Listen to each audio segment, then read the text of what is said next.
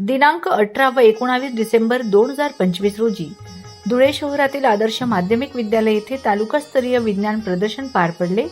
या प्रदर्शनात L M सरदार Urdu high school व ज्युनियर कॉलेज धुळे या शाळेने 2 पारितोषिके प्राप्त करून उज्ज्वल यश प्राप्त केले।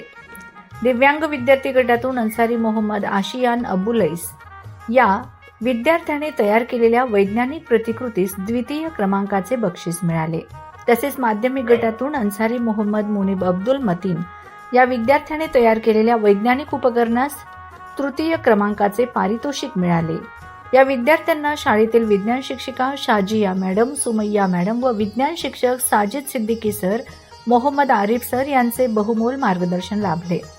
सोबतच ऑल धुलिया उर्दू वक्तृत्व स्पर्धेतही एल एम सरदार हायस्कूलने यशाची परंपरा कायम राखली।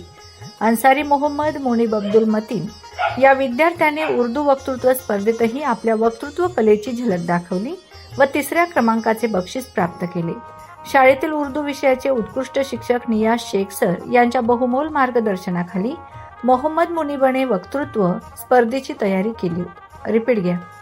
मोहम्मद मुनीबने वक्तृत्व स्पर्धेची तयारी केली होती।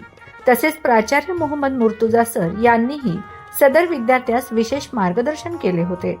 सरदार शिक्षण संस्थेचे अध्यक्ष डॉक्टर परवेज अख्तर, शाळेचे प्राचार्य मोहम्मद मुर्तुजा सर, उपप्राचार्य मंजूर खान सर, पर्यवेक्षक डॉक्टर इम्रान सर, वरिष्ठ शिक्षक अयाज इनामदार सर तसेच शाळेच्या शिक्षक व शिक्षकेतर कर्मचाऱ्यांनी सर्व यशस्वी विद्यार्थ्यांचे अभिनंदन व कौतुक केले।